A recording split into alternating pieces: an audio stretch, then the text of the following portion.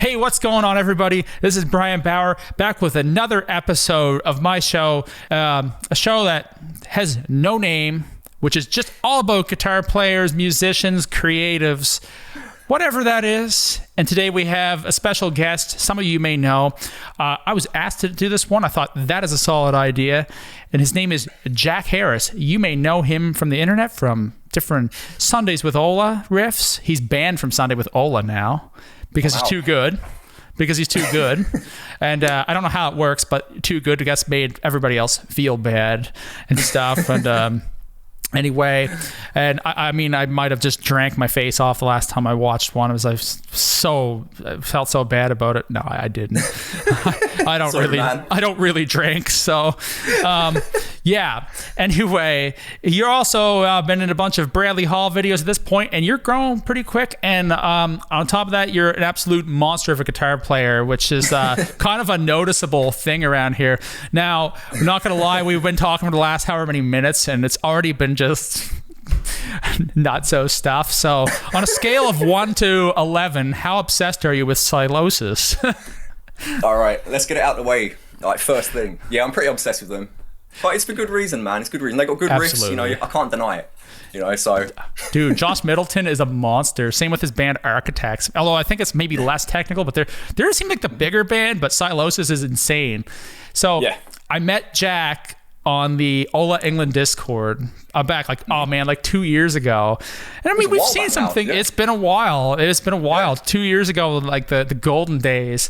And anyway, trust me, I think the golden days still exist and all kinds of other spots. I think most of us, for the most part, all still talk. Either way, I have a memory of you, and I'm going to tell you what it is. I can think of two right off the top of my head, but I'll tell the first one is when Gritman blew up. It's the first thing he's just like, you know what? Do you guys like almonds? Like, you're just in the middle of it trying to throw off the conversation. This guy's like, this is rigged and blah, blah, blah. None of the contests were rigged. They were done with a bot, like 100% done with a bot. And he just went on a tirade, and it was kind of like a known thing for a while, the Gritman thing. It still is, man. It's like the legend of Gritman. The legend of Gritman, exactly. Actually, I never had any problem with the dude, but I remember that. And the other memory I have of you, to come back full circle with the Sylosis thing, is that they released a new song. You're like, man, I'm working. I need to get home to learn to play it so I can have a cover online. So how long does it take you to learn one of their songs? Do you know what? Again, I think people get impressed because like, wow, oh man, you're doing it so quickly. And it's literally the only band I can do this for. I can't do it for anyone else. So there's no need to be impressed. Like, I've studied Josh's playing for a long, long time. So I've kind of got a rough idea how he plays things. Yep. And I guess, like I said, I'm a bit obsessed with it as well. But it usually takes me a couple of days normally to learn a song, get things right. But it's a fun process, man. It's always fun. Yeah. Like, I think the reason why people are like, holy crap, it's so fast, is that not everybody can learn that fast. And it's just, and then the other thing is that on top of being able to learn those songs fast, you have to be already proficient in playing that technicality. Yes. And not that the technicality means everything in the world, but you still have to be there. So it's really, you might be able to learn it fast, but it still took you however many years to learn guitar, which has been how many of this time? We're always learning. Way over 10 years, way over. I don't even know what I'm at now. Yeah. You know? But, you know, like you say, we're always learning. There's always new things to learn. And I'm always learning new things off new people as well, which is always the fun. That's the thing. So. You can never know too much. Like one day, for me personally, just speaking of the learning thing, I was ended up on Twitch. You know Thomas McRaughlin? He's a British guy. Yeah, he's a little Steve Vai. Crazy player. I've been on his Twitch stream a bunch of times to get friggin' slayed. Like, basically, it's hard because they got the eCam thing, and it's really from the viewer's perspective, it sounds different, but from my perspective, from the people trying, it's like you can't hear. And one night, me and you know Quentin Red Method. Quincy. He was on there too, right? Yeah, he was on. I got him in there one night. Like I said, like join the Discord and do this, and it was good. I remember thinking, like, man, this guy, like Cammy B and stuff. I'm like, I got to learn more. And I ended up taking a lesson from Quentin, and I've got to do that again. So if Quentin is watching this, we are doing this again. And seriously, it did help though. And he's got great perspectives and stuff. And a lot of it is like when you're learning, it's perspective too. So now in saying that, we've been talking about Sylosis and all that stuff. Tell us about that guitar on your bed, man. Like, you got a new guitar. Which side am I on? This side, right? No, that's an Ibanez. I couldn't remember, man. Right, let me just, it doesn't matter. You got one of two, 50-50. So this is, tell us about it. So this is the JM2, all right? This is the Josh Middleton signature. And you know I was going to show it off, you know, because it's like, it's my first new guitar. It's my first new guitar in years, all right? Yeah. And man, do you know what? When I first played it, I'm so used to playing Ibanez's. I was like, you know, it doesn't feel as comfortable as my Ibanez. Yeah. But since then, I haven't put this down, and I'm like, oh man, it's so comfortable now. It's it's pretty cool. I'm really happy with it. And I think to begin with, I was like, oh, you know, it's Josh's guitar. I'm gonna get it anyway, even if I don't like it. So in my head, I was kind of thinking like, oh, it doesn't really matter. I'm not really gonna like it, but I do. So I'm actually kind of surprised at that as well. You know, I'm kind of picky when it comes to guitars, but it's pretty damn good. Yeah, good, you know why you said you're used to the Ibanez? I know that feeling because I have 3 Ibanez guitars, and there's like a certain feel to those necks. And sometimes that you go somewhere else and you pick up somebody else's guitar and you play like total dog shit. Yeah, all the time. Trust me, all the time. It's just like I can't play this thing. It's the neck's too thick. But I like ESP necks though. I enjoy them. I have an LTD which needs some work, and I feel it. So now you have the Ibanez behind you too. Show the Ibanez off, man. That's been in a ton of your videos. Come on. It has been. See, I bought this secondhand. Yeah, so I loved these. It's the 1527, right? You got it right. Yeah, and it's got the EMGs in it. The 57, 66 or something, whatever they are. But man, this is great. This is like my workhorse. It has been for years, kind of thing.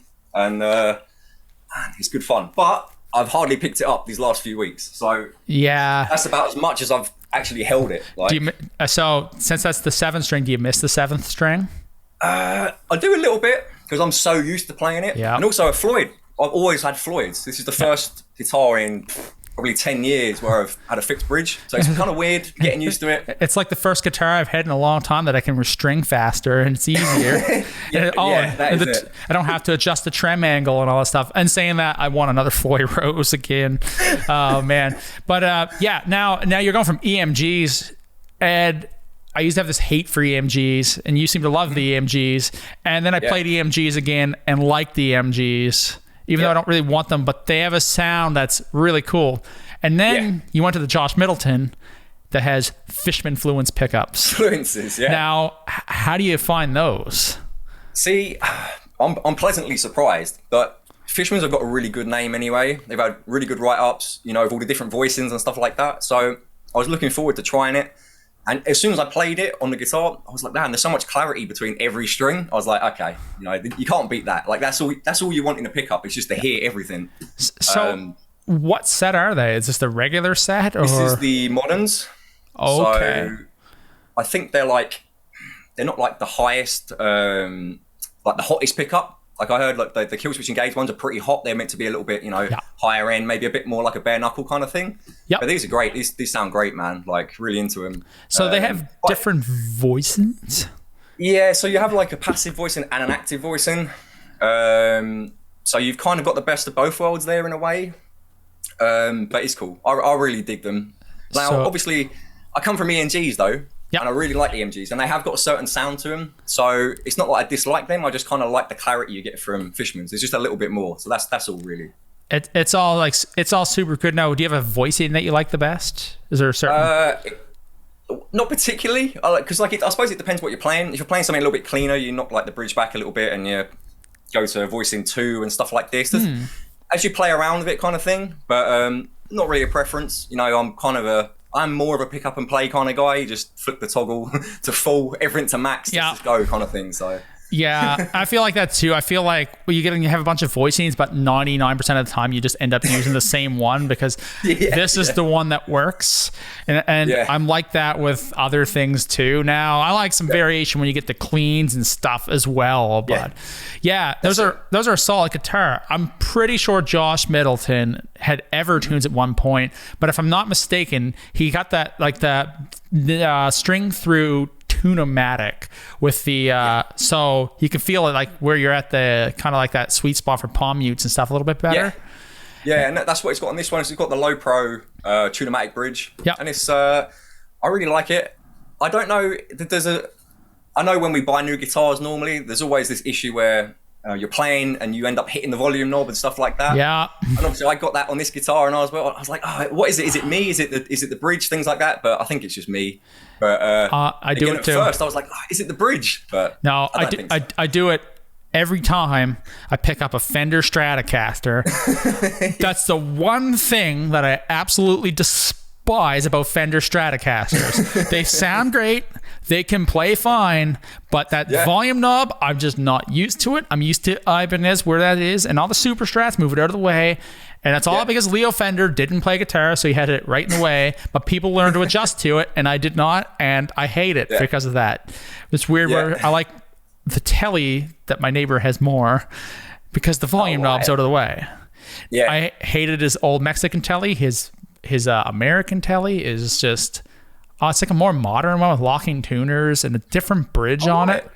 And it's like a string through kind of thing too, but not the traditional one. It's like the, the 6 saddles. And it's like, this one's great.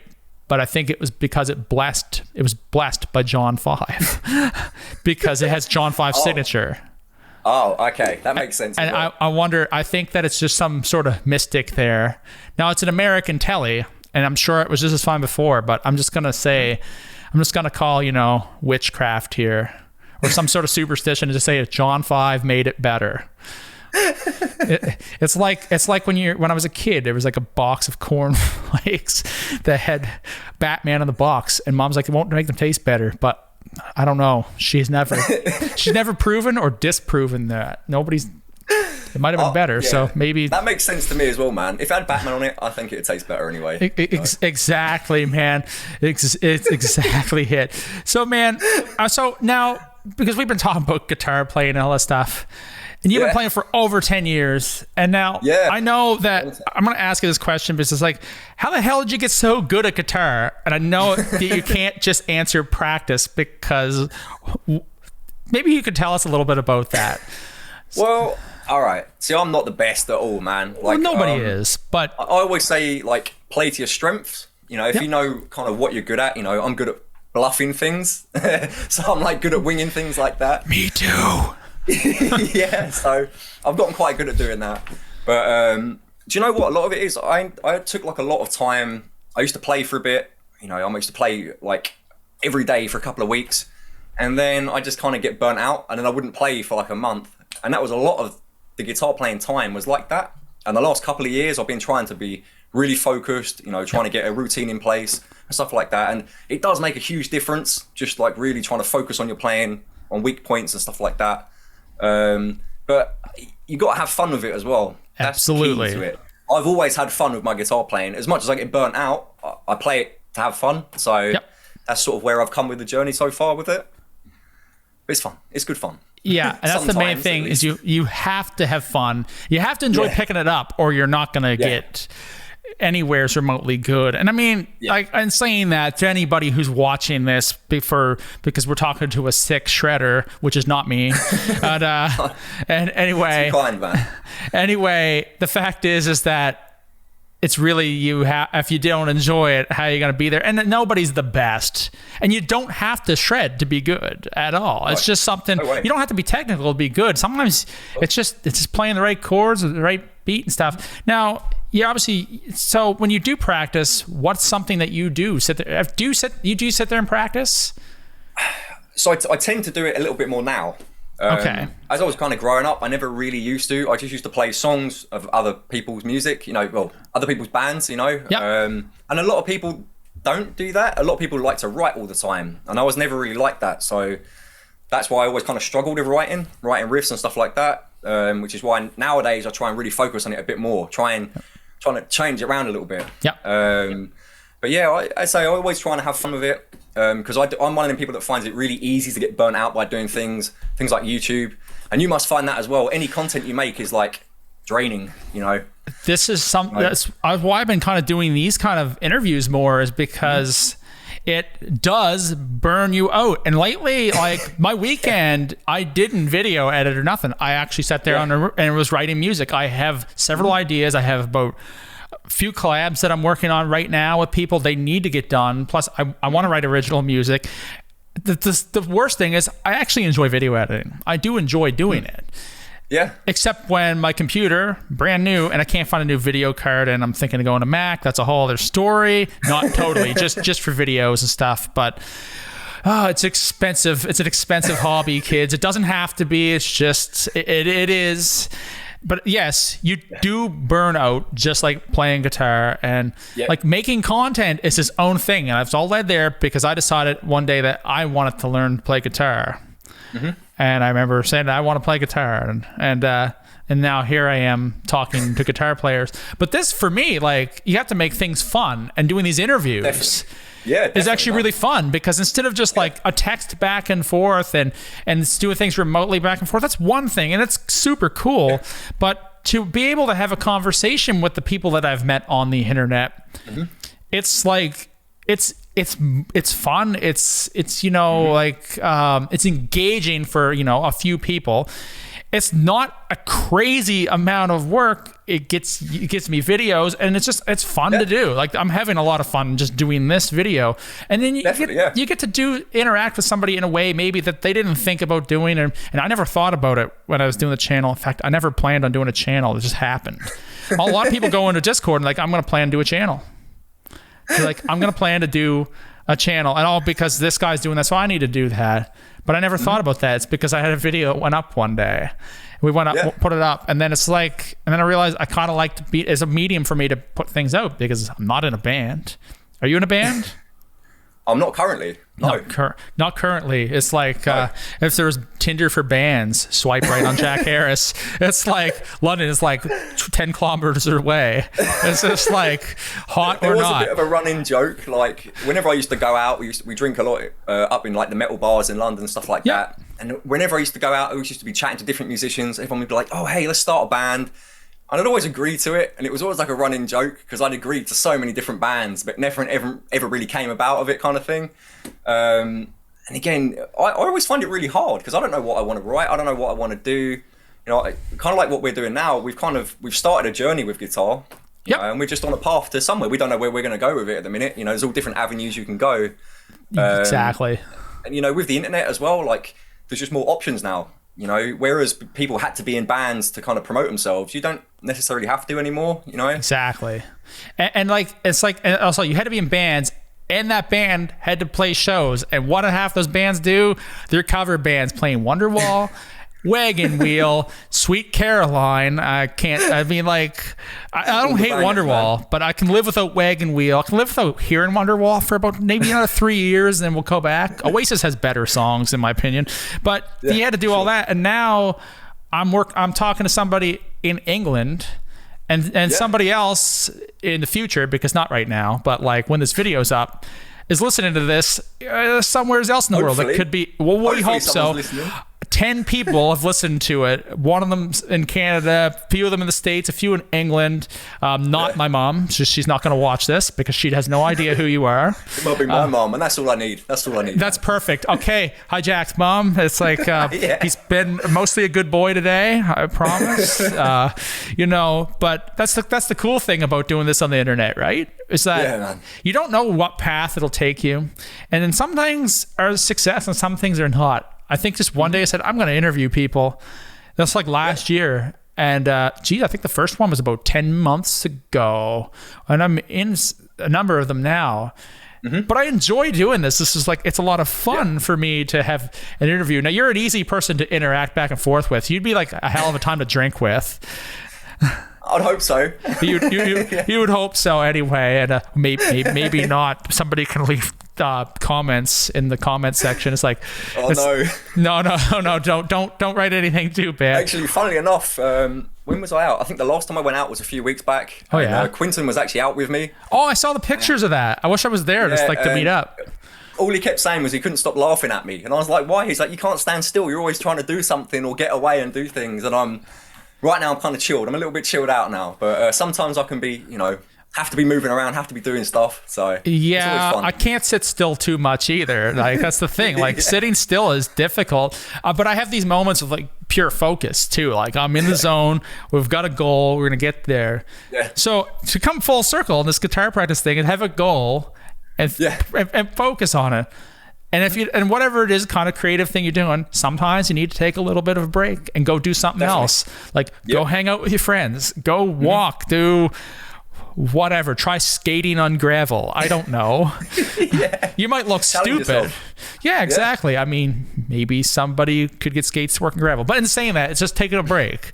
Don't do that. That's terrible. Don't skate on gravel. I'm wound up tonight, probably more than I have been in any one of these. But in saying that, it's like you just have a goal and work towards it. Now, I try to have videos out at least once a week. Sometimes it's every 2 or something like that. So I have that kind of goal. But right at the moment, my goal is kind of like, I need to finish these songs, man. I need to record these. How are you working on? Have you got a few? I'm working on 2. One's a cover where it's recorded. I got to record the vocalist. I have another one that I want to do with that vocalist. And if she has watched this video and has made it this far, I haven't forgot. I promise. I like the idea. The problem is like I have like an idea bank, and if I have an idea, I start recording. Yeah. You know what? I don't know how you do a recording setup. You can kind of maybe tell me about it, but right. One of the things that I suggest for people to do, if you're going to record, if you want to do this stuff, if you can do it, have everything almost always set up in some way that it really doesn't take you a whole lot of time to set up, so you can be creative instead of having a chore to get there. Yeah. Like whether it puts you off. You get put off. You're like, absolutely setting things up. You spend energy trying to do it, and I'm the same as you. Try and make everything as easy as possible. Definitely. Yeah, exactly. And if it's too hard, then you cannot absolutely do it. Now, you've been saying you've been trying to write. What has you been approached to trying to write so far? Write music. So, not poetry. So I've always struggled with it, right? And until the Sunday with Ola challenges, they're the only things I've been able to write and finish, because they're kind of short and they're a little bit more manageable for me. In my head to think, I've got to write a full song. That's too much. It blows my mind. I'm like, that's too hard for me. But now I try and write the same way as I do for the Ola challenges, is write the drums first in a way, and have a drum track I can kind of write to. And that seems to work good for me, for now anyway, at least. Yep. Obviously, I'm not writing an album or anything like that currently. I'd really love to. And I guess I have got the time to now, so maybe I might start thinking about trying to write full songs and stuff like that. But currently, I just try and write to the drums, try and make something to it, fill grooves, stuff like that. But, everyone's got something different to it. I mean, what about you? Do you do the same sort of thing? I do a lot of the same sort of thing, but not everything starts with a drum track. Some things start with a guitar idea, or sometimes I don't know if I've ever really had one come straight from my head, but sometimes I have an idea of where I want to go or what I want to do. So a lot of times it's a drum track, but a lot of times I'm playing around a guitar and it's like, okay, that's cool. Let's see if I can make drums do that. Yeah. Now, the problem with programmed drums sometimes, when you're trying to come up with something else, the groove doesn't always work. And then sometimes the drums kill the idea because that programmed drums can almost sound too robotic or something, or you can't quite get the tempo right or something. You know what I mean? Yeah. Yeah, this is the thing. And I mean, it's I guess that's where it's good to feel human when you do that kind of stuff. Yeah. If you're writing riffs and it's not necessarily on time, it's a little bit, off the beat, that gives it that feel, that gives it that groove. And like you say, sometimes writing other parts that might be MIDI sometimes takes that away. And don't get me wrong, I do just write riffs just standing there, and playing something like that. But I like to hear kind of my writing in a concept. I kind of like to hear it in a full band kind of, scenario now. Because you spend a lot of time as a guitarist recording riffs and then just leaving it in your DAW and never going back to it, kind of thing. So now I try to work through things now. So I kind of got a finished article kind of thing. Yep. Yeah. The thing is, like, I've had success with it though, like with songwriting, where it's like, hey, this is the drums, and sometimes it's like the simpler you keep it, the better, but that just doesn't always work. One thing that I'm struggling with, and I struggle with this almost all time with songwriting, but here's one thing that this is one thing that takes practice. No matter how good you are at guitar, songwriting is a whole different thing. There are some people who probably can't play guitar any more than about 10 chords if they're lucky, and could piece something together and it would sound great. It's keeping focus, which is what I'm not good with when I'm speaking. But like the thing I'm working on now is just like, I know there's potential to have this like super good focus with it. I'm just, I'm so 3/4 of the way there. Just like, I kind of like have ideas because like I'll literally be walking around at lunchtime, leave my phone on the desk, and I'll be like walking up the road, like thinking about how it could work. And by the time I'm off work, I just end up getting tired and don't get to it. But sometimes the ideas are there, and sometimes songwriting comes very fast.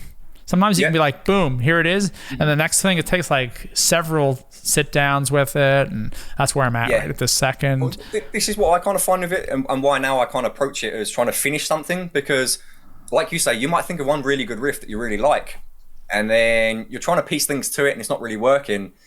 And a lot of the time I'll have one good riff and the rest just kind of filler, just to finish the piece. And I always find that that's kind of good songwriting practice is, you're actually writing different parts of the song in different concepts in a way. You kind of have a journey throughout the song. And with your stuff, I kind of hear that in your stuff. Sometimes you get a lot of melodies that you continue through the song and stuff like that. Yeah. And I dig all that kind of stuff, man. That's always cool. That's good songwriting to me, Yeah, thank you. And that's the thing. Like, it's just trying to I try to write things that people will listen to, but you got to do things that you want to do. And sometimes those things that just flow. And sometimes you can get that change up that works really good, that shift. But the thing is that sometimes like you got to tie things back together, or it needs to either go on some journey that there needs to be a journey, or it needs to be like kind of thing. It needs to have a direction. It can either go one full way, like the Odyssey by Symphony X, for example. Like that's 24 minutes, but it's like super cool. I still remember somebody playing that at a pool hall I was at. But it was like one of those jukeboxes you could put money into. You put your loonies and toonies into it and get money. And so, and they had the Odyssey you played. It's like, there's a really cool riff coming up in 20 minutes. But generally speaking, most people don't want 25-minute prog epics of like for like however long.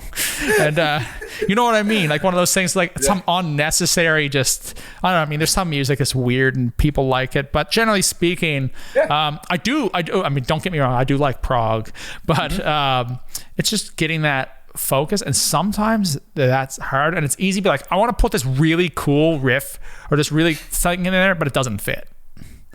Yeah, like, that's hurts the thing. Sometimes, that hurts. Yeah, I just deleted one yesterday from one of mine too. It hurts, but sometimes you have to do it. You have to do that thing, and it is what it is. That's just writing music. Yeah. And but at least you can save it. You can save it for something else, which is always nice as well. Yeah. So yeah, I always struggle with that because I might write two riffs I really like, but they don't really fit together. And then you're like, then I've got to write another minute's worth of music to try and fit this one in. But I guess that is the joy of it as well, is having all these different ideas, getting inspired by different things. Different days you're inspired by different music, different people, so that's always fun as well.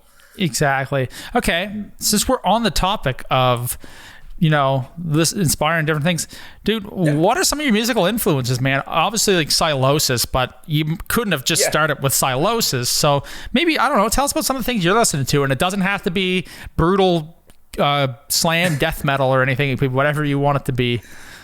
So there's like 3 or 4 main bands, right, which most people kind of can probably they can kind of see a little bit of influence in maybe my playing. There's a little few riffs here and there that I might steal. So obviously Sylosis is always a big one. I really like Revocation as well. Oh yeah. Psychroptic, and like things like Testament as well. Even bands like that have a huge influence on my playing. Maybe it's just more mentally than anything. But apart from just bands and them kind of more famous guitarists, a lot of it is just friends. I listen to friends' music and I'm like, this is a killer. I want to be on that on that stage as well with people, and it's kind of nice.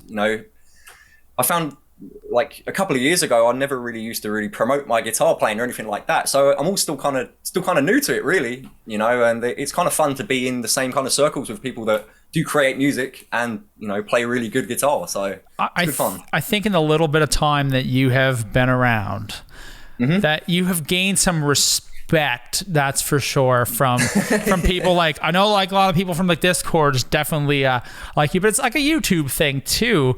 But one of the things that always helps when you're trying to get out there, now some videos just work in algorithms. Like, keep in mind, when anybody's putting anything out, it's algorithms, and self-promotion's hard. Facebook throttles you back and all that stuff. I try to put things in groups, and these days the views are down for everybody because the world has opened up. Yeah, and it's very, very difficult. But if you want, like, there's like one thing, it's like self-promotion, but one of the things is that, just like this video, we're working together on something. So, I mean, somebody who's probably watching this doesn't know who you are. Probably a bunch of them do, but that's okay, because that's good though. It gives entertainment for them. It's like, we know they like you. I mean, that one person that doesn't like you, well, screw them. We don't need them around. They don't matter. Their opinion doesn't count. Anyway, I'm sure there's a few people don't like me either, and that's totally cool. Yeah, it's like, but either way, it's the big thing is working with other people. And one of the people that you've done a lot of things with lately has been a lot of covers, like those full album covers with Bradley Hall. Yes. And why don't you tell us a little bit about that? Now, if I'm not mistaken, you know Bradley, obviously, like, but you've known him before. I mean, the guy has kind of made he's grown a lot. I didn't know who he was 5 years ago. Was he even around on there 5 years ago? He's kind of cornered the market in stupid guitar videos, right? Yeah. You know, you kind of think of like UK comedy guitar YouTubers, and you only really got K-Mac, I guess. You know, Bradley's the next one down, really. I love K-Mac. And, K-Mac's great, man. He's a good fun. He's good fun, man. He's fun, man. I like him. He can do serious music well too, by the way. Really, he's a great musician, man. Oh, really hell yeah, he is. And but he's funny, man. I've laughed at some of that shit. But man, no, but Bradley Hall, man, like, so how is that a start? Was it a little nerve-wracking to start being out there in that caliber? Definitely. Like, so I knew Bradley before YouTube, obviously before he started his channel and stuff like that. You know, I used to follow his band. He used to have a little thrash band that used to go and play London and places like that. So I used to know him from there. And I always used to say, even when he was playing with that band, I was like, man, you're great, man. You're really good. We should do something. And at this time I was only, you know, I'm still a guy in his bedroom, but you know, I still hadn't really made a name or anything like that. I hadn't promoted myself, but he was always really game. He was like, yeah, sure. You know, we always got along. We used to go to festivals together and stuff like that. And then fast forward, you know, to maybe a couple of years ago, his channel was sort of blowing up. He said, oh, yo, you know, what's happening, man? Like, you're still playing, blah, blah, blah. You know, I've been watching your channel. And then that's it. You know, we've been talking most days, you know, stuff like that. He's a great guy anyway, you know, so it's easy really. But yeah, the collabs we've been doing are crazy, man. Good fun as well. Yeah. You know, and it is with some good players too. Now, I don't know all of them, but I can't pronounce his name. I'm sorry, David. I can't pronounce your last name. Guy with the Blue Jackson, David Walton. I don't know what his name is, like, but like, I'm not saying it. I'm gonna let you say it, man. I don't know how to say it. He just wants to hear me butcher it. But anyway, David, whatever. I'll put his link in the description. Man. Yeah, shout out to David. That KSI cover, I like his KSI cover. That got me into that song, and that's cool. But like, you're in there. That was killer, man. Actually, yeah, man, he was really good. He managed to take like. If you could make that style like a rap metal without like that corny new metal crap from 2000, it would be friggin' good music. It would. That song is versatile. Like, it would actually be good instead of like, you know, the cornball. Like, I'm not gonna lie, I totally dig the new Limp Bizkit set on Lollapalooza, but me too, man. Me too. I'm not even gonna. Man, look, if we talk about Limp Bizkit, I'll just go crazy. But I love Limp Bizkit, man. They're great. Well, I mean, we can talk about Limp Bizkit in a bit. You know, it's like don't let it happen, man. Don't let it happen. Don't let it happen. Will just go. Oh no. Trust me, there's no standard over here. I used to be like whatever, and now I'm just like. Nah, there was some good stuff in there, but that's because I was recording a cover for a friend of mine. I was just producing, just recording the stuff, and we started the video. It's a parody of a Limp Bizkit, and I was sitting there, I'm like, It's 2021, and I'm sitting here analyzing Limp Bizkit songs to how to get them to record it, to like rap it and stuff. But like it was a parody, and it's just like, man, there's a lot going on. Fred Durst is more talented than he looks. Like the guy, like he produced the videos too. He directed them and stuff. I knew what he was doing, man. But in saying that, you were in the Bradley Hall videos, man. This is like the most. We're not focused. We're focused, but we're having fun. And I'm focused, man. Professional, always professional, man. Professional. Anyway, either way, in saying that, what was your favorite video to do with Bradley right now? What you record? Favorite so far? Because you're recording some like Marty Friedman's covers stuff, man. Dude, I've done that. It's not easy. Yeah, it's like we did. I don't know. I mean, the first one we did. So like, the one I've done most on is obviously the Metallica one. You know, so I recorded all the guitars for that with Brad and a few of the others, and I guess that was the most fun because that was the biggest. That was where there was a little bit more pressure on me, a little bit more responsibility in a way, and I kind of like that. I kind of like taking that on board because I always suffer from that idea where you're like, oh man, this could be anyone. You know, Brad could go and get another cool guitarist. He could go and get someone that, you know, got a better camera, better lighting and stuff like that. But, you know, Brad obviously likes me, so that's why it works, you know. So I'm always going to try and give my best for things like that. And, you know, I'm always the same with anyone. You know, it's just, you got to have fun with it, you know. And if you kind of, you know, I think me a few years ago, I would have been like, kind of frightened. I would have been like, oh man, I don't know what I'm doing. I can't film properly. I can't play and stuff like this. But the more you kind of throw yourself into it, you kind of learn on the job. And like I said, I'm kind of good at winging it. So, you know, it's paid off somewhere down the line at least. Oh yeah. Hey, think about how many people played live somewhere. People like, wow, it was great. It's like, I totally winged that. But so have you played live before? Oh yeah. Yeah, but not in a while. Before years. No, unfortunately not. But I've jammed and played with a bunch of people, but live shows, not so much.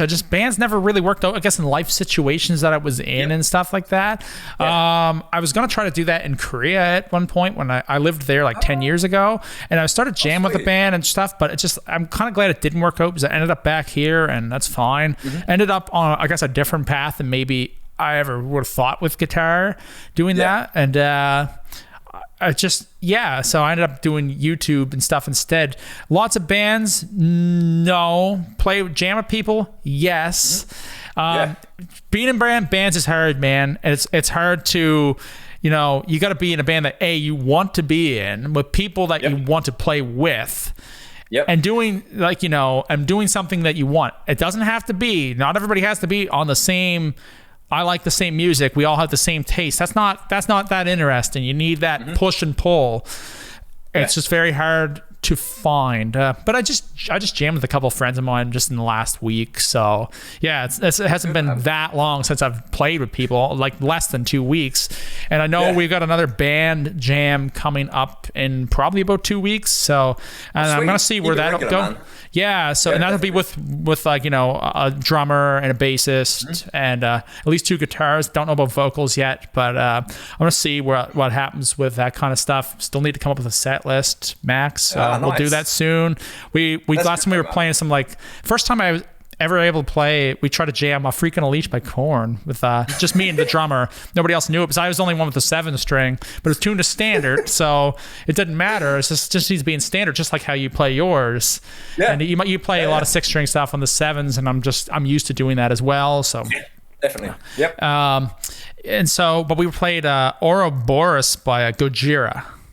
Nice. That's a really fun one. I remember he just like taught us. So like Max, we come over and play, and of course he was a little bit slower at playing, but he tried to always play like accurate. He's like, he taught us how to play Ouroboros, so we remembered it. And then I've never heard him play drums. Like, holy crap! Okay, this guy's definitely played drums a lot more, and it's like he's a good drummer, man. It's a lot of fun. So I'm looking forward. I'm looking forward to that, man. So I love that. You know, it's like when you see people grow you know, even on YouTube as a player and stuff like that as well. It's great. It's always good fun, man. That's something that inspires me, man. It's when someone's putting the effort in, I'm like, oh man, I want to put it in as well. You know, it kind of gets me fired up a little bit. And it's good fun, man. You got to have time. You got to have time to put that effort in, which is tough. But hey, we're here putting the effort in now and having fun doing it. So I mean, even for you right now, this is still putting in time for YouTube, whether you're playing guitar or not. But you've got over 1,000 subs and stuff now too. How many subs do you have? I think I'm like 1,500 now or something like that. 1,500? Okay. So it isn't, again, I've kind of been slacking a little bit on it. Again, it's like I said before, I kind of get burnt out a little bit. And I think it's tough. It comes in waves, my motivation for stuff. No, that's with everybody.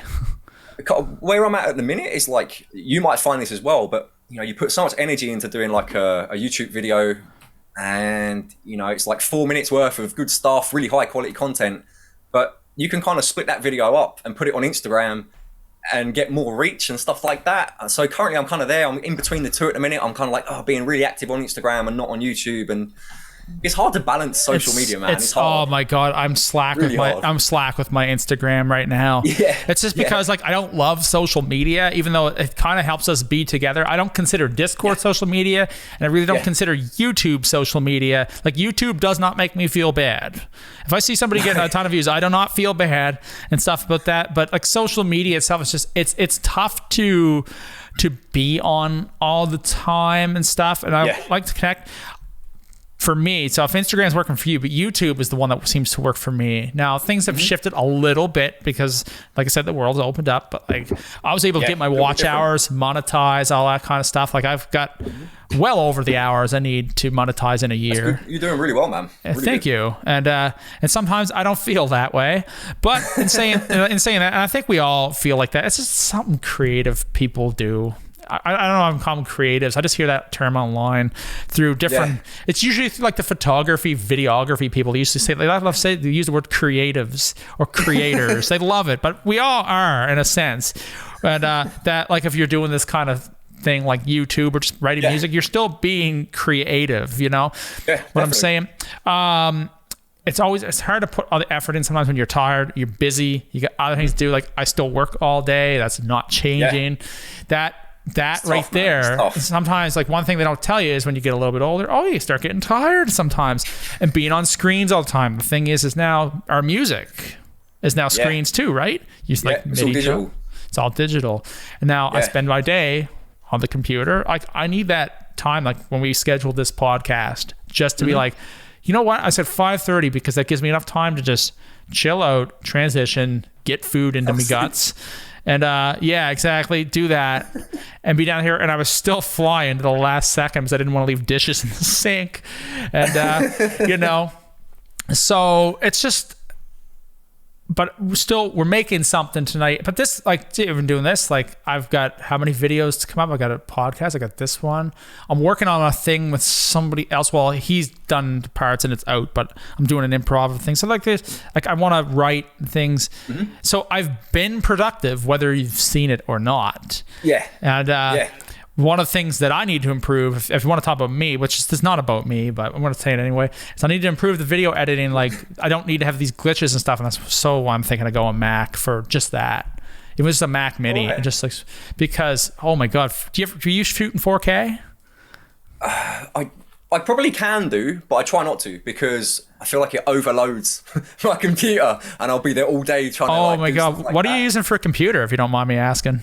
Well, see, I upgraded. So when we first met in Ola's Discord, I used to have my shitty old laptop that I couldn't even open any editing software at all, and I used to really struggle to make videos with that. Then I upgraded and I built my PC, and it's a lot better. But I'm still like a total noob with this kind of video editing kind of stuff. So I'm working up to 4K at the minute. I'm kind of just. Just kind of winging it at the minute still. You can always ask me questions if you got questions. And if I don't know... Oh, no, I'd appreciate it, actually. There's actually lots of... actually, just like in the community here, there's lots of people that can help you out. I promise that. There's lots of knowledge. I upgraded my camera, and the same thing. I didn't really know what I was doing, and again, I tried to film in 4K or really high quality, and I was like, why is my camera dying after 5 minutes? Like, what's up with that? Ooh. And then I realized, there's some like heat setting where it gets too hot and it turns off and stuff like that. But like, yeah. What kind of camera is that? So this is a Sony ZV-1, which is okay. Now there's a reason why I got this, because I thought if I get into the game of like buying lenses, I was like, man, that's gonna be a money pit for me. I'm gonna nerd out on it. I'm gonna spend all my money on it. And I was like, yeah, I'm not gonna do it. So I bought one without an interchangeable lens, a bit like a vlogging camera, and man, it suits me really well. That works for me. So 1080p is great, and the problem is with my monitors, it looks garbage if I just use 1080p. Now this webcam is old, but with the Nikon Z6, it takes amazing video and amazing focus, and I love it. I always noticed it was super high quality all the time, man. It wasn't always, and some of the videos have done well, and I was like, oh man, and it's like it's worked for me, but it's like the focus is just like all the time, and it was just like cutting in and out. And the Z6 is like one of those like investment cameras, which is kind of like, I've got the money, bought it, and it works every time. You have no problem with it, and that's what I want. And that's why I also have the Kemper, because I turn it on and it works every time. Yeah. You have a Kemper too. You have a Kemper too. How long have you had it for? How long have you been playing that? I've had this for, I think, 3 or 4 years, possibly. I can't remember now. See, the reason I bought it is because I was filling in for a band, and they were playing live shows, and all I had at home was a practice amp. So I was like, I can't play live with one of these, like a Roland Cube or something like that. I've got one of those. Like, well, man, they're great, man. Yeah, can't fault them, man. It's upstairs, Yeah, and so I was like, do you know what? I want to buy a Kemper, because I hadn't really used plugins. I wasn't, as I say, I'm not really that kind of guy. I'm not really that good with technology particularly. So I was like, do you know what? I'll just go for it. I'll spend the money. I'll get the Kemper. Man, and it's great. It's been the best buy, so far. Yeah. It's got everything on it. Everything you need. So yeah, basically. So do you have the powered one or non-powered one? I have the powered one, Yeah, I have the powered one as well, and I run that into a cab more than I do the monitors. Oh, right. Yeah, because I have a cab just for, live playing with like, a band. Like now, one place at Jam used to have a PA, but if you're not playing with a PA, if somebody doesn't have a cabinet, so I bought a cheap Harley Benton cabinet with the V30s, and it sounds awesome. It's not too hard to move. Just be careful not to hurt your back because that happens. And so I got that, and even bringing that over to Canada, even with the import, it was a good buy. Like it was a good price. Like it was still only Harley Benton stuff's great, man. Can't fault it. No. Is that the 2x12, right? It's the 2x12, and I got the vertical one, so I'm not bending over so much. Because I'm fairly tall, and I'm assuming you're fairly tall too by the looks of you. 5'10" or something like that. Okay, maybe. So I'm like I'm a bit taller. I'm 6 foot, but either way, you don't want to be bending over. So I got that cab. Yeah, the Kemper's awesome. So like, now what profiles are you using on it anyway? So I've got a mixture that I use. I'm always kind of like flipping between. Obviously, the big ones are the Josh Middleton ones. The Pack 3 is like, it's so much better than the rest. I always find. The only thing with them is sometimes they're a little bit dry sounding. Same with a lot of Josh's profiles. There's a little bit of like dryness to him. I don't know if that just the way he's captured them or something like that. You move to like other profiles like the 14 stuff, and it's like, it's really full sound there, and it sounds good, So I do kind of go between a few different things, but normally it's just the Josh one I normally use. I did get a hold of some Wes Houck profiles a while back. Oh yeah, there was some dude that bought his Kemper. And he had a few profiles. I was like, dude, send me some over, man. Let me check them out. And they were really good. So I use them occasionally as well. So I want to say my guess with the Josh Middleton profiles, like, and I found this with like some of the Keith Merrow ones and stuff that came with it too. There was like a dryness to them, but it's all about how it works in the mix. I think it has a lot of room. It's like if you're filming and you use a flat profile for color grading. And so you can add that kind of thing to it, but like, in a mix, it's probably massive, and it works very well with the other instruments. I think that's what the goal is there. But sometimes when we're just playing, like in our bedroom, or you just want to just jam wherever, you just want to mess around. You don't want a dry tone. You want like those really cool things with the incredible delays to hide all your mistakes. And you want the gain all the way up, man. Line 6 Spider Insane channel, full delay all the way, no noise gate, turned up. That's what it's all about. That's what you want. You want your parents, if you're 15, you want around our ages, you want your parents' ears to bleed. And you go, it's like, no, it sounds awesome. And and that's how it goes. And I remember thinking that sounded cool. And like, I had a Line 6 pod for a long time. It sounded cool, but when I got the Kemper, it's like, holy crap, this sounds great. And here's the thing for me though, like I record with it. I can play live with it. I got the head. You have the rack or the head? Yeah, I think the head is probably a lot better for doing live shows. I think it's easier to transport places. You know, don't have to have I think rack. Hindsight, I probably might have picked that because at the time I was playing shows and I was like, oh, I've still got to lug this rack around everywhere. And it wasn't the end of the world, but the head is good for live. A lot easier, I think. Except I've seen bands like In Fury and those guys, they show up like they have racks just in a case to just wheel it onto the stage. And I mean, they're not traveling on like the public transit or something to a gig or anything either. But I mean, they before my guitar was like, yeah, man, exactly. But no, they'd have like a whole rack of them. Like, it's pretty cool. Yeah. But camper profiles, like, they're not all created equally. Sometimes you can play, it's like, wow, I hate this thing. But then there's other ones that sound good, and I've switched over time too. I have a performance that I have set up, and it's like out of 5 slots, 4 of them are Guido Bungenstock's Bogner you like Ecstasy. Yeah, well, we worked together a little bit on things. Like, I did video once, and this guy ripped on it in some group, and then he just sent me a message, and oh really? we talked about and then anyway, so I do some videos. I just do them because I want to do them. It's not that we agreed to do it. He's a wonderful guy, and I remember before I had ever met him that and he just happened to have some profiles up on there were some free ones available on the Kemper profile thing on the Rig Exchange. But they put out packs from like Chop Tones and stuff. I know. So they'll have different packs and stuff. Like the Kemper comes with default stuff that's really good anyway. Like, you don't have to have amps to profile. So anyway, they had that, and it was an Ola member named Andrea Saveso. He was actually the guitar player for Yorn Land, like Master Plan. Remember the band? Yeah, he was a member of Ola's Discord. He wasn't super active, but there was a few years ago, I remember he just sent me a message, and we were like, how do we do this jam? Like, what am I supposed to do? I'm like, whatever. Explained it. And he he just killed it. I was in the one with Matthias L. Eklund, Free Kitchen guy. I was in that one, and my video was out of sync for that. I don't know why, because everything syncs on my end anyway. Had to do it a couple times, camera issues. But either way, he said Guido's Bogner Ecstasy is like one of the best profile packs. And I do use it a lot. The cleans are great. And the other one I use is actually a free profile called it was from Chop Tones. It was a PRS Archon. Good choice. And I throw a really weird delay on that, which is a weird. My song Dream Away uses it too, and I recorded it completely wrong.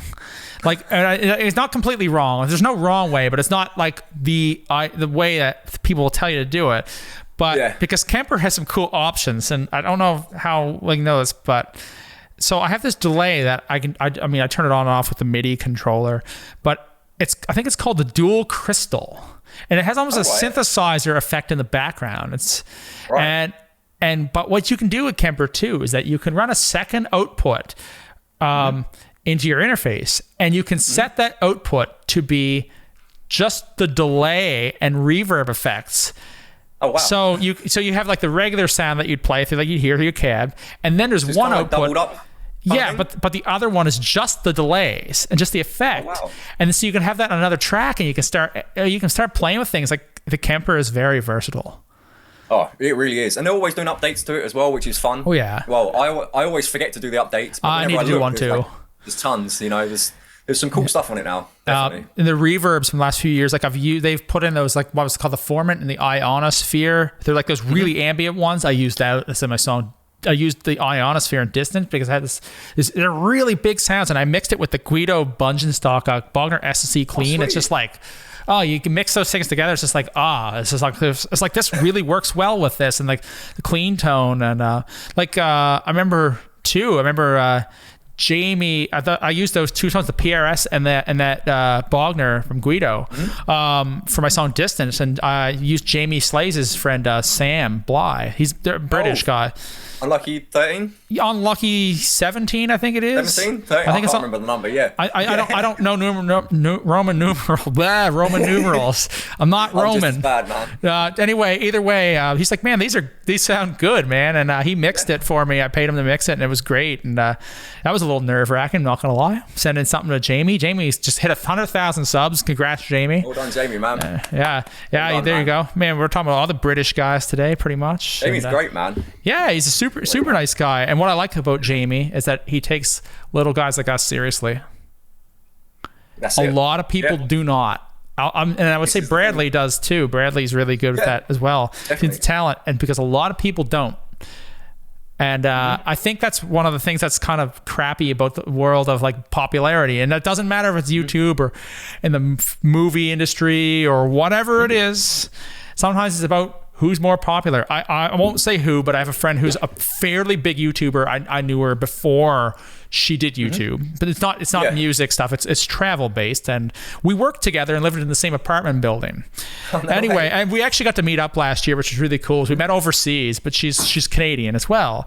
And she said, here's the thing: it's like you can have like 100,000 a day, and these people they're like, oh, I want to work with you, and then they all of a sudden have some people like with YouTube is that people grow quicker. Some people grow faster. Like, and me and you have seen that too. Like, I was probably ahead of like some of you guys, like about like a year or two ago, and then just something happens and you shoot ahead. And anyway, but that happens in the 6-figure numbers as well. And then all of a sudden, these people like, I don't want to. They won't. It's like you don't exist to them all of a sudden. Like, what? You're all of a sudden royalty. These numbers mean jack shit. You still go poop every day, don't you? People are like that in real life too, you know? Yeah. Some people get a little bit of an ego over it. And again, I can see why it happens to some people. You know, some people, when they come from nowhere and they, you know, wow, this is a cool feeling, you know, there's numbers. And that is, you kind of said it yourself, it's numbers. And people do look at that a lot of the time, you know, and they're, you know, they kind of get stuck up on it. Looks matter is what it's like. It's sad to say, but like it's like looks matter, but they don't at the same time. But it's one of those things. I don't know, and like those numbers are an image. It's like, oh, they must be better. But like I can think of a guy like right now, like who's also a killer player. Like you've got like, and he's getting maybe some. I don't know if he's getting really much traction, but his name is Milos Kostov. He's from Serbia.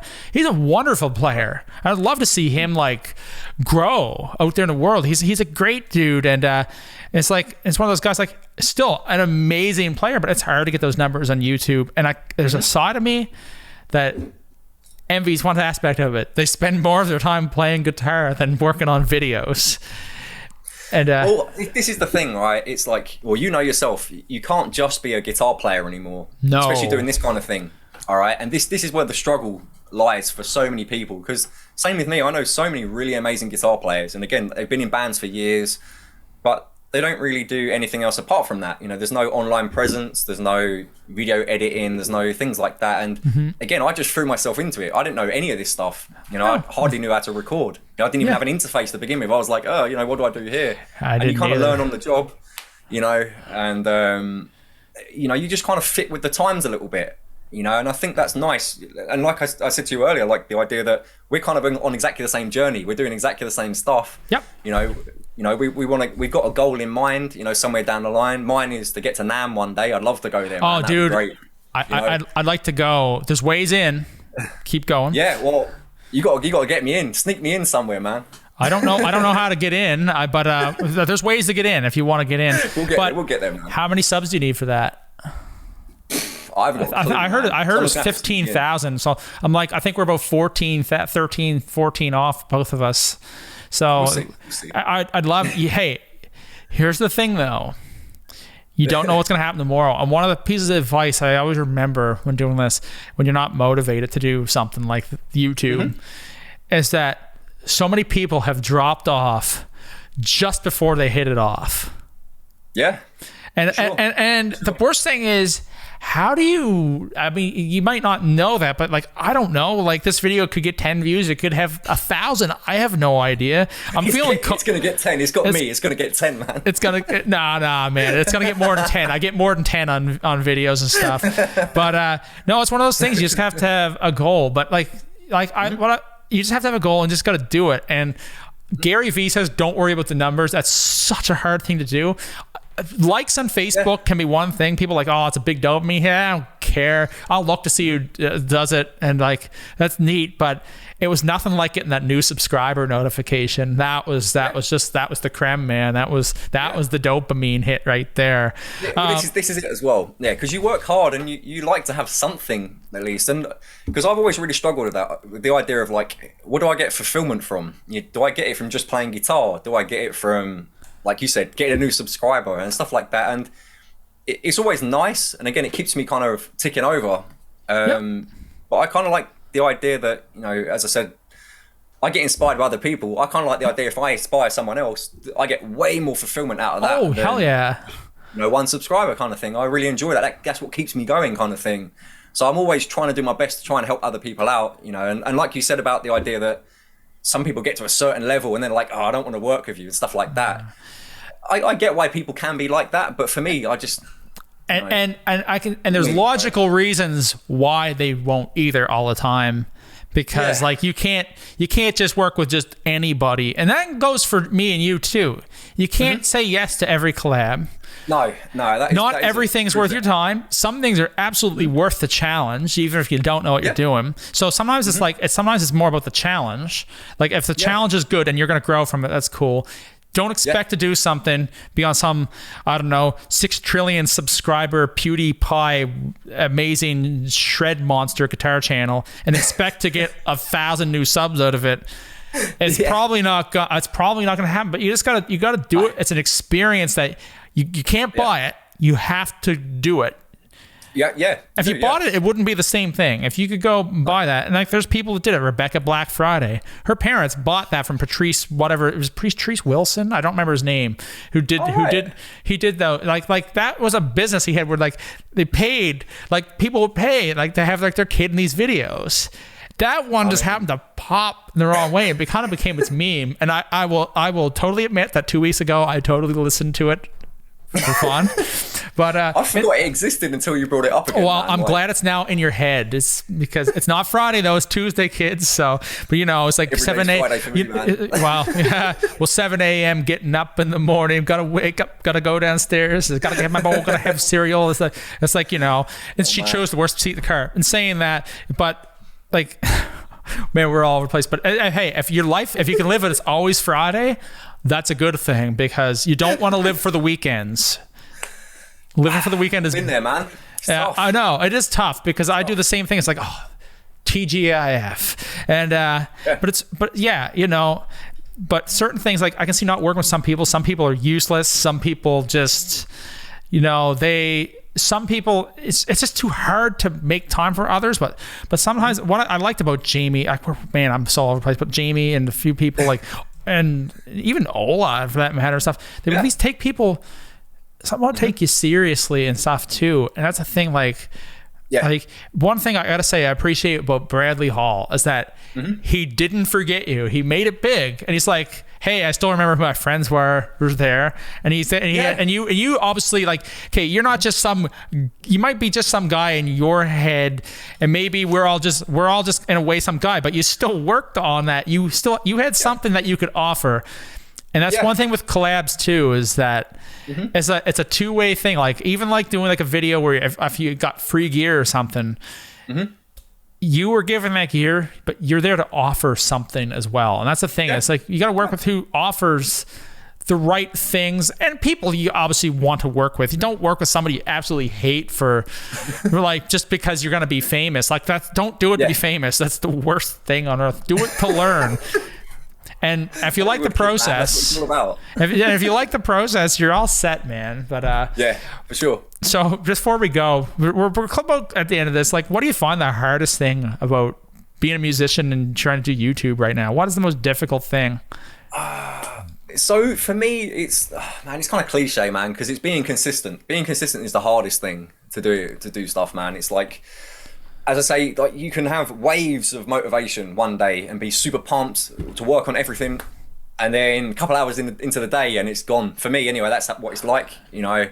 And I'm just like, I'll crash out, you know. And it's hard to try and get that urge back, you know. So that's why I try and set goals that are manageable, you know. And I think that's, you know, I think everyone should try and do that. You know, I think it's very easy to set the bar super, super high, and then you'll kind of never ever meet it, and you get burnt out. And so that's what I've kind of learned over the years, is just try and bring that bar down a little bit, you know, and just try and be consistent. And things don't have to be perfect straight away. No. You know, and as long as you know you're improving every video, then you haven't got to worry about it. You haven't got to worry about haters or who even likes it. You don't have to worry about that, you know, because you know that you're improving. So that's where I am at the minute. I'm still improving with things. You know, be that with like technology or playing. I always need to practice, you know. I still don't practice enough, you know, but it's fun. It's always fun, man. Exactly. What about you? Where are you with this now? Because you're still pumping out content. I mean, I'm still pumping out the content. Where am I? Okay, well, man, I didn't expect to answer that. Okay, so right at the moment, like I said earlier, like I'm trying to write these friggin' songs because aside of me, like, okay, I'm just gonna be straight up honest with you right now. I didn't plan to do the kind of videos that I do, but I liked making the videos and I liked putting things out on YouTube. It's the process. When I moved here to this place, I had already had videos out. I already had 100 subscribers when I decided to go for it. Decided let's do at least one a month. Yeah. And I liked doing the videos. And when I was like, what am I going to do a video on? It's hard to always record and have something like a new song or a new cover. It's hard to do that all the time. And what I did one day was like, I just set the camera up. I took this compression mic, some sort of compression mic that I got. It's a USB thing that I've had for years. I jammed it in my desk drawer because my audio sucked. I was told my audio sucked and you need to fix that. I didn't know. I hadn't a clue. I didn't. No, but seriously, like you said, like you're trying to learn new things. And one day it's like, I put that there.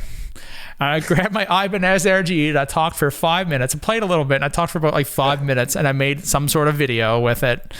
Now I had better videos. Like I've already had done a music video and stuff before that went very well for me. And it was a cover. It was a cover song of Capital City's Safe and Sound. It was good. But then I had this just absolute garbage video because I had no idea how to produce a video with talking. Everything was like, you're so used, like, oh, you can just talk to the camera and it's fine. It's not 2007 anymore. You can't do this on YouTube. So I had this video this absolute junk video where I talked about my Ibanez RG, and I looked at it one day. I made a thumbnail, put it up. It was just to do it. I'm like, this freaking video has 2,000 views. Where did this come from? And before I knew it, well, this is working. And then I started talking about gear all the time. And it kind of works. And then I try different things, and I still will try to write music and put out those music videos, because those are still my favorite projects. Like when I'm really putting in something, it's usually like those videos that just happen to go really well. And I'm still doing those, and I'll still be doing those, whether if I'm pumping videos out on YouTube or not. I'll still be writing music. It's still at the end of the day about guitar and playing, because the love for that really doesn't go away. And then I was doing a bunch of gear videos and stuff like that, which is fun, and I still will. I want to do that. So right at the moment, if you were to ask me if anybody's made it this far on the channel, this is my kind of thought right now. Like I was told that some of my strongest stuff was my music, and I feel bad for not putting enough of that out. So I'd like to put out more playing. I've been saying that a little bit here and there. More playing. Continue doing interviews with some gear videos here and there, or whatever like I come up with in the interim, because you never know what you might end up doing. So it's to play more on here. I need to do some more live streams and things like that, even if that's just Instagram and just awful phone videos. Those were fun. I haven't done one in a while, but they were so fun last winter to do them. Always good fun, man. And I'll just play covers and screw around, and some things they disconnect. But it's just I want to play more, and I feel like I need to have music out. I'd like to by next year. Will I get there? I don't know. It's just like I have, like you said, lower that bar a little bit. I need to lower that bar a little bit and do that, because I don't necessarily, like, I'm not going to be a plug-in channel like on here talking about all the plugins and all that stuff. It's not that I wouldn't do a video like that, but there's already a market for that. There's already people there's already people doing that stuff that do a very good job of it. I won't name names at this point in time because there's so many of them, but like Audio Assault or Neural DSP puts up a new one. There's probably a billion Gojira covers that I didn't watch from when they released that, and they make good stuff. And I have a few Neural DSP plugins, but I wanted to do that, and I just never was able to technically make it work. One day it worked for like 1 second. I went back 2 weeks later, and none of it worked again, and I just was, this is stupid. But I would like to live stream a bit more playing, so I need to figure out some better setup with the Kemper, because that's just easier. But really, I really need to get more of that music out in the world, whether it has music videos or not. But I do like making a music video. It's fun. One of the funnest things about doing YouTube, and you're good at it as well. Thank you. They always come out really good. So and that's, somebody's like, man, I don't know who did that. I'm like, that was all DIY. But I'm gonna give a shout out right now to some of my friends here, but like especially I'll mainly just name Zach Taylor. It's like one of my best friends in the world. He just lives up the road, and I've got to hang out soon, man. But he helped me film so many videos. And he's been in some of the videos too. We try to do some things, and some things are worth the effort, some things are not. But he is very good with like figuring out how to do framing with a camera and stuff. And I just passed him Z6. It works because you can kind of get away. It's like, hey, these are the settings. Like I have them already set up. You can do it. So he's helped. He shot Distant. He shot Dream Away. He helped shoot some of Not So Safe and Sound. He did. Black is Witter. He helped that. We sometimes edit together too. Like that's something that maybe people don't see. Fun, but there's times like he would come over and we would just sit there. Sometimes he'd be sitting there trying to learn Premiere Pro or something like that, while we would just edit, or we'd just sit there and go back like, well, what do you think's the best shot here? And what would happen is like we have one shot we're using so much of because this one shot just worked so well. It looks the best, yeah. And I mean like that, like that's something maybe people don't see, but like he just helped because he wanted to do it. And now there's been other people that have helped over time. Everybody's kind of a help in a weird way. Like you're helping by being here doing something, but he's like not a guy that's on the internet per se, but he's helped a lot, and it's like that's kind of invaluable to you. It's like definitely. A lot of times when you ask people, can you help do something, a lot of them aren't going to show up, and there's reasons for it. It's not because they're mean people or they don't care, but some people don't want to do it. A lot of times, more or less, they're just busy and tired. Everybody has their own lives. Well, and it's as well, like, there's going to be some people that will always support you no matter what you do. And it doesn't mean that those people don't support you. Yeah, and this is the thing. And obviously there's a difference there between certain types of people. Because like, I talk to some people about like, because obviously there's sometimes points in like when we're on YouTube and we're not posting videos. And that doesn't necessarily mean we're growing at a certain rate. But I always find that like, it doesn't really matter, because in that time where you're not supposedly growing, you kind of are, because if you're still active, the people that do support you are always going to support you. That's still there, Oh yeah. And they're always going to, whether or not you're posting at all, and that's kind of nice, and I think those are the people that, you really need. They're the most important people, really. It's nice having, like we said earlier, a new subscriber coming in. But is it going to be the person that's going to watch every single one of your videos, leaves a comment, helps you film, and that's the difference, I always try and be as active as I can with people. But like you say, people do have their own lives. So that's why, people have their problems. Loads of people have got problems, as well. So it's hard to kind of, I never expect anyone to come and watch anything that I do. I don't expect that from anyone. But so it's always nice when someone does, so it's always good fun. Exactly. And it's hard to keep up with all those conversations, especially online and stuff too. But it's like, but like, hey, if I'm not talking to you for like 3-4 weeks, a month, 2 months, I'm still there. And it's like, we're all still there supporting one another, in that sense too. Like I can think of a load of people that, I need to catch up with their videos, but I love those dudes, man. Like those dudes, and when I say dudes, that includes women too, because like, it's like, I don't want to sound like, sometimes it can be a sausage fest around here. I'm not going to lie, but that's just the nature of things. The way Brian likes it. Hey man, I got some sausages last week up at the store and I barbecued those. I made some like, it was kind of, I don't know if it was like proper bangers and mash, but I grew potatoes. It was absolutely friggin' awesome. And I made some mashed potatoes tonight. They were good. Hey, don't knock a good bratwurst, man. They're awesome. I'm not knocking it, man. I haven't tried it, so I'm not knocking it. Well, you never had bangers and mash before? Come on, man. You're British. I've never had your version of it. So. Oh, well, mine was just barbecue sausage and mashed potatoes. I'm sure there's proper stuff out there in the world.